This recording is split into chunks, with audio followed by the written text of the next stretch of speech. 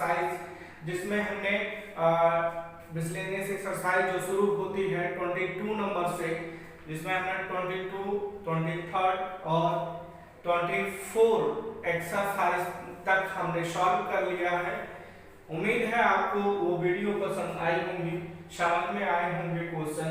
तो अगर वो समझ में आए हैं तो ठीक उसी पैटर्न पे ये भी है, ये उससे बेहतर समझ में आएगी जो एक्सरसाइज नंबर 25 है। आइए देखते हैं क्या है इसमें, क्या कह रहा है। यहाँ है कट गया है और ये है frame. Frame meaningful sentence. Frame कीजिए एक फ्रेम, मतलब इसको जो है करेक्ट ऑर्डर में लिखते हुए एक स्ट्रक्चर में, जो स्ट्रक्चर होता है subject verb object other word के सीक्वेंस में से फ्रेमिंग करनी है और वो जो हो वो मीनिंगफुल अर्थपूर्ण होना चाहिए। कैसा होना चाहिए? अर्थपूर्ण हो सेंटेंस। बाय रीऑर्डरिंग, कैसे? रीऑर्डरिंग करते हुए गिवन वर्ड्स, जो नीचे दिए गए वर्ड्स हैं उनको हमें एक सीक्वेंस में रीऑर्डरिंग करते हुए रीअरेंज करते हुए लिख देने। तो जो क्वेश्चन नंबर फर्स्ट है मित्रों, वो है पहला क्वेश्चन है on Sunday play be match of cricket every. तो जो ये सेंटेंस बनेगा वो बनेगा, सबसे पहले यहाँ पे वी हम सब्जेक्ट के रूप में रखेंगे वी, और ये वी जो है ये सब्जेक्ट है तो कैसा है? प्लूरल। कैसा सब्जेक्ट है? प्लूरल, अर्थात जो भी यहाँ पे क्रिया आएगी वो प्लूरल नंबर की होगी।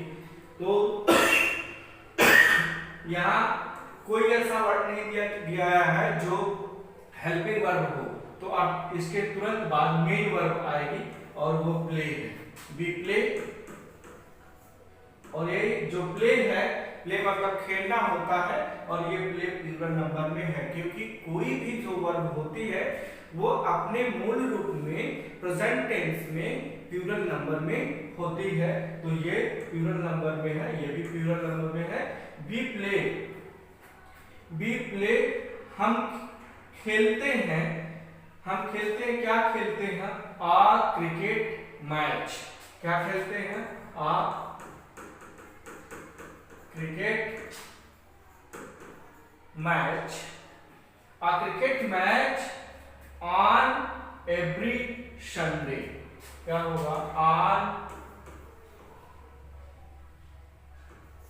every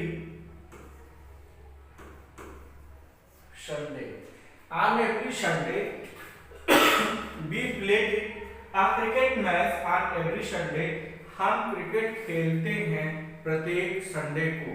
हम क्या करते हैं? प्रत्येक संडे को क्रिकेट मैच खेलते हैं। तो इस तरह से जो पहला सेंटेंस था, जब हमने जो डिसऑर्डर में दिए गए वर्ड्स को जब एक रीऑर्डरिंग करते हुए एक सीक्वेंस में रखा, तो ये सेंटेंस बना जो मीनिंगफुल सेंस दे रहा है। इस तरह से ये सेंटेंस पहला क्वेश्चन कंप्लीट हुआ। तो जो अब नेक्स्ट नंबर का क्वेश्चन है वो है, अगला क्वेश्चन है watch clever a standing fox the tree under. ये क्वेश्चन मित्रों एक्सरसाइज में, जो इससे पहले एक्सरसाइज मैंने सॉल्व करवाई है, उसमें ये सॉल्व में भी आया था और एक जगह अनसॉल्व में भी आया था। तो बहरहाल यहाँ आता है तो हम देखेंगे। इसमें सब्जेक्ट क्या है? A clever fox. क्या है? A clever fox.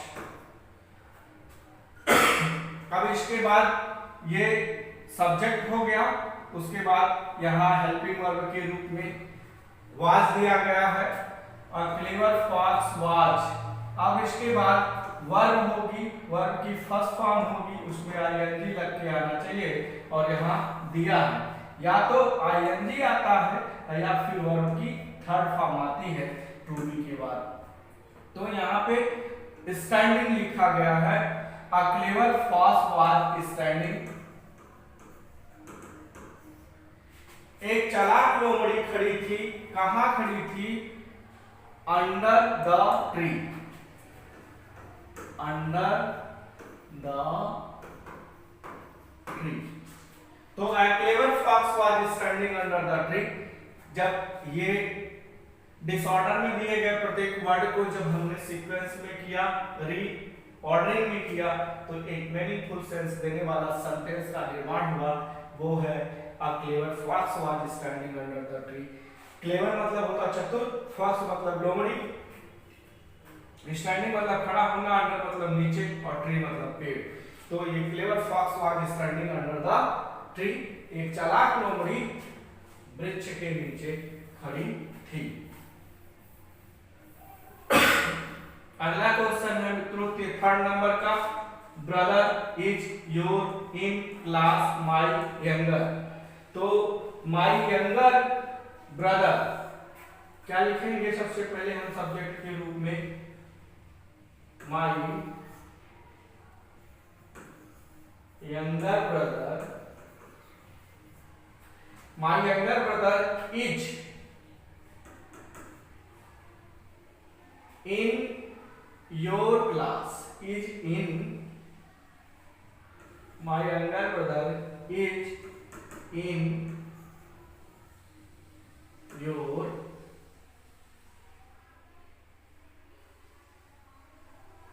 क्लास।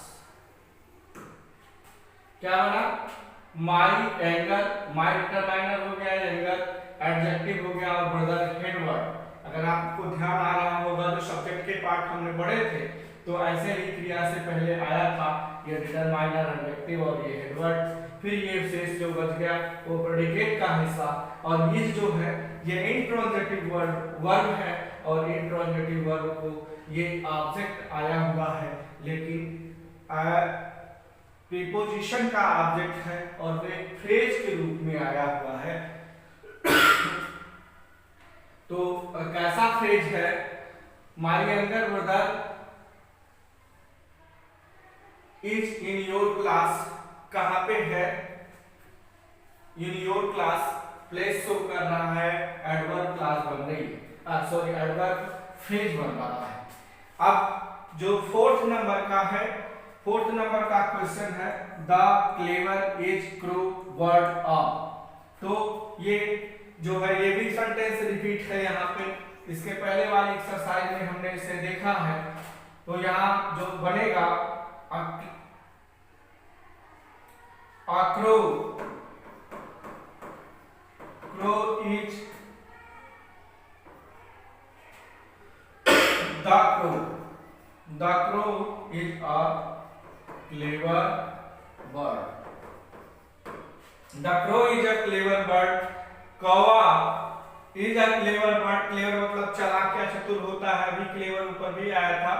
तो जो क्रो है वो एक चालाक पक्षी होता है, कौवा एक चालाक पक्षी होता है। तो जो फोर्थ नंबर का क्वेश्चन था मित्रों, वो भी जब हमने उनको अनसीक्वेंस जो फॉर्म में दिए गए प्रत्येक वर्ड को जब सीक्वेंस में किया, तो वो एक मीनिंगफुल सेंस देने वाले सेंटेंस का निर्माण हुआ, और वो सेंटेंस है the clever, the crow is a clever bird.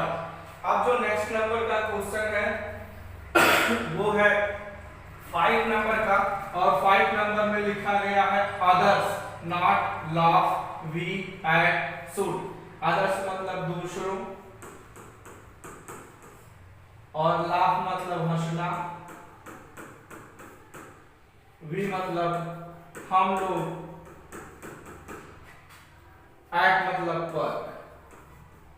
तो जो सेंटेंस बनेगा सब्जेक्ट के रूप में वी रखेंगे, we should not, we should not ये मॉडल ऑक्सिलरी वर्ब है, और इसके बाद नेगेशन आया है, तो वी शुड नॉट। अब हमें नहीं चाहिए क्या? Laugh, we should not laugh at other, at others, at,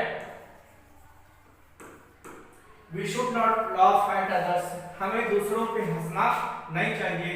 laugh मतलब हंसना होता है। तो ये जो इस ऑर्डर में दिए गए वर्ड्स थे, हमने जब उसको रीऑर्डरिंग किया, सीक्वेंस में रखा, तो एक मीनिंगफुल सेंस देने वाले सेंटेंस का निर्माण होता है, और वो सेंटेंस बनता है we should not laugh at others। अब जो नेक्स्ट क्वेश्चन है, क्वेश्चन नंबर है 6, और हम देखते हैं क्वेश्चन नंबर 6 में क्या है लिखा गया है। टी, टी मतलब होता है चाय, टी का मतलब होता है चाय, पीने वाली जो चाय होती है। और कॉफी मतलब कॉफी होता ही मतलब वह होता है जो पुरुषों के लिए आता है। प्रीफर्स मतलब पसंद करना। जब दो चीजें रखी गई हों या कई चीजें हों जिसमें से हमें कोई चीज वस्तु जो अधिक पसंद होती है तो हम उसमें प्रीफर शब्द का यूज करते हैं। तो जो सेंटेंस बनेगा वो बनेगा ही प्रीफर्स, ही प्रीफर्स, ये सिंगुलर है और क्रिया में एस या एस लगाने के बाद वो सिंगुलर बनती है। तो ही प्रीफर्स कॉफी टू टी, वो मतलब चाय के अपेक्षा कॉफी को ज्यादा पसंद करता है। ये जो सेंटेंस हुआ इसका सेंस चेंज होगा, एक मीनिंगफुल सेंस देने वाला सेंटेंस का निर्माण भी हमने कर लिया। तो अब जो नेक्स्ट नंबर का क्वेश्चन है वो क्वेश्चन है 7 नंबर का। लिखा है my me dinner friend invited to has. और जब हम इस सेंटेंस को बनाएंगे तो इसमें सबसे पहले देखते हैं कि सब्जेक्ट क्या है। वो हैज की my friend, my friend, my friend has, my friend has invited. हम जानते हैं जो H से शुरू होने वाली क्रिया है हैव, हैज, हैड, इनके बाद वर्ब की थर्ड फॉर्म आती है और यहाँ इनवाइटेड जो है थर्ड फॉर्म में है। तो माई फ्रेंड हैज इनवाइटेड, किसको इनवाइटेड किया? My friend has invited me, मुझे इनवाइट किया। टू बच गया क्या है? To dinner. My friend has invited me to dinner, मेरे मित्र ने मुझे आमंत्रण दिया, आमंत्रित किया। इनवाइटेड मतलब आमंत्रित करना।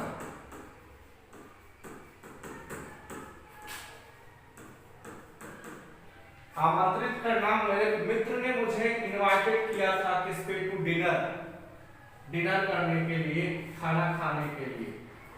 नेक्स्ट क्वेश्चन है 8 नंबर का। Mangoes at a 10 are kilo selling rupees. तो सेलिंग मतलब होता है बेचना और रुपीज मतलब रुपया होता है, किलो मतलब किलो होता है, 10 मतलब 10, एट मतलब पर, मैंगोज मतलब आम। तो मैंगोज दिया है क्योंकि बहुत सारे आम हैं इसलिए लिखा है मैंगोज। तो जो सेंटेंस बनेगा सबसे पहले मैंगोज लिखेंगे हम और ये प्लूरल नंबर में है तो क्रिया जो है वो प्लूरल नंबर में आर दी गई है। मैंगोज आर, और इसके बाद सेलिंग लिखा है मैंगोज आर सेलिंग और एट, मैंगोज वो बिक रहे हैं कैसे? At 10 rupees kilo. Mangoes sentence जो बना mangoes are selling at 10 rupee kilo. तो एट 10 रुपी किलो जो ये डिसऑर्डर में दिए गए वर्ड्स थे उनको हमने जब सीक्वेंस में किया तो एक मीनिंगफुल सेंस देने वाला वो सेंटेंस बना। जो उसका सेंस क्या आ रहा है? Mangoes are selling at 10 rupees kilo. जो मैंगोज हैं, आम हैं, वो 10 रुपए प्रति किलो बिकते हैं। नंबर का और 9वें नंबर का प्रश्न है institute my first brother his class in. तो जो बनेगा sentence my brother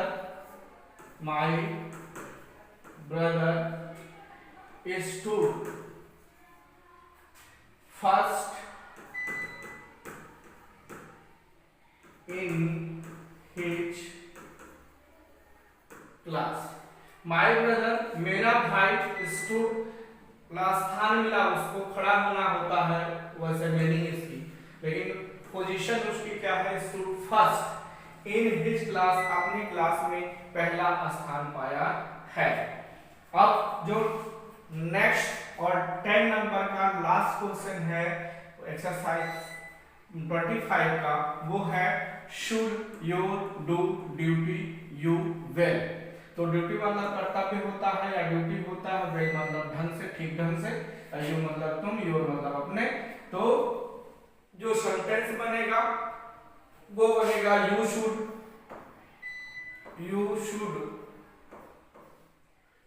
do your duty well. तुम्हें अपना कर्तव्य ठीक ढंग से निर्वहन करना चाहिए या तुम्हें अपनी ड्यूटी ढंग से करनी चाहिए। ये सेंस दे रहा है ये सेंटेंस। इस तरह से जो डिसऑर्डर में रखे गए प्रत्येक वर्ड्स को हमने जब सीक्वेंस में किया तो वही सेंटेंस वन मीनिंगफुल सेंस देने वाला सेंटेंस बना। इस तरह से 1 से लेकर के 10 नंबर तक की जो 25 नंबर की एक्सरसाइज थी मित्रों, उसे जब हमने डिसऑर्डर में दिए गए प्रत्येक वर्ड को रीअरेंज करते हुए एक सीक्वेंस फॉर्म में रखा तो प्रत्येक क्वेश्चन का एक सेंटेंस मीनिंगफुल सेंस देने वाले सेंटेंस में तब्दील हुआ। आई होप आपको ये क्वेश्चन और वीडियो दोनों समझ में आए होंगे। अगर आपको समझ में आए हैं तो please like share and subscribe करें। नहीं समझ में आए हैं जो क्वेश्चन, उन्हें आप कमेंट बॉक्स में कमेंट करें, आपको समझाने की भरपूर कोशिश की जाएगी। So thanks for watching video, have a nice day.